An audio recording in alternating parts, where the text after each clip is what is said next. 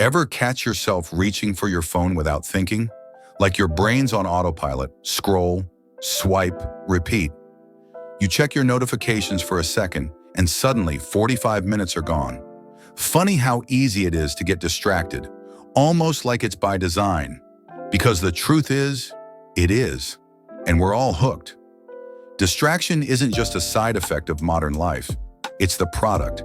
Every app, every platform is built to capture your attention and never let it go. Companies spend billions figuring out how to keep you locked in because the longer you stay, the more they profit. They know the power of distraction and how much we crave it. But why are we so eager to be distracted in the first place? It's not just about technology.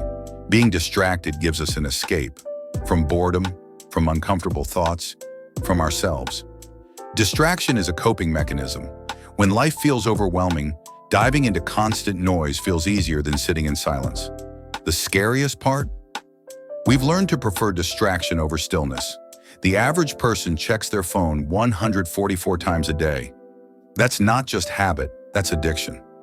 Studies show that every time you get a new notification, your brain releases dopamine, the same chemical linked to pleasure and reward. That little buzz of excitement? It's your brain getting a hit.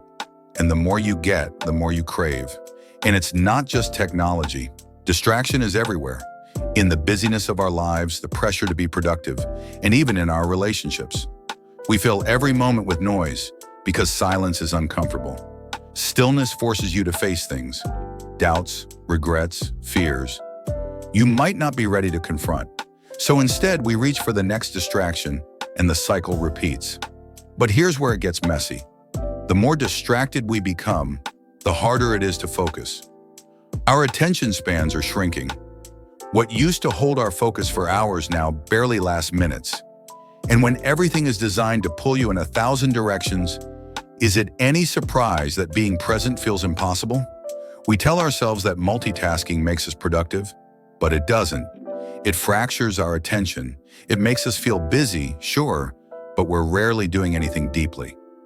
Real focus, the kind that leads to meaning and self-discovery, requires stillness, something that's becoming harder and harder to find. And it's not just about being productive. There's something deeper here, a fear that if we stop moving, we might not like what we see. Because when the noise fades, you're left with yourself. And maybe that's the most uncomfortable truth of all. And this is where it starts to get personal. For me, this whole journey, uncovering who I am, has meant confronting the distractions I use to avoid myself. It's easier to drown in information than sit with questions you can't answer. But the more I dig, the more I realize that constant distraction numbs more than just boredom. It dulls identity. If you're always focused on the next thing to consume, when do you have time to figure out who you actually are? There's also an emotional toll to this constant state of distraction. It disconnects us from our thoughts, from other people, and from the things that matter most. Have you ever felt weirdly empty after hours of scrolling? That's because distraction is surface level. It gives us stimulation, but not satisfaction. And without realizing it, we start to lose touch with what makes us feel genuinely alive. And here's something else. Distraction makes us easier to control. If you're always focused on the next shiny thing, it's harder to question the systems that keep you distracted in the first place. It's easier to follow the script when you're too busy scrolling to write your own. Algorithms decide what we see, how we feel, even how we think. And the more distracted we are, the harder it is to pull away. But here's the twist. Distraction isn't always the enemy. Sometimes it's necessary. Life is messy, and no one wants to sit with their thoughts all the time.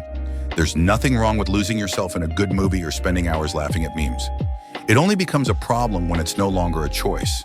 When distraction stops being an escape and starts being a prison. And the more I think about it, the more I realize that real freedom isn't just about breaking away from distractions. It's about having the power to choose when to engage with them. Because being present with yourself, that's terrifying. But maybe, just maybe, it's the only way to actually know who you are. That's what this channel is about, digging past the noise to figure out what's real. Each milestone pulls back another layer, another piece of who I am. And if you're here, maybe you're on that same path. So let's keep going, distractions and all, because the truth doesn't disappear just because you're not looking at it. And if you stick around, who knows what else we might uncover.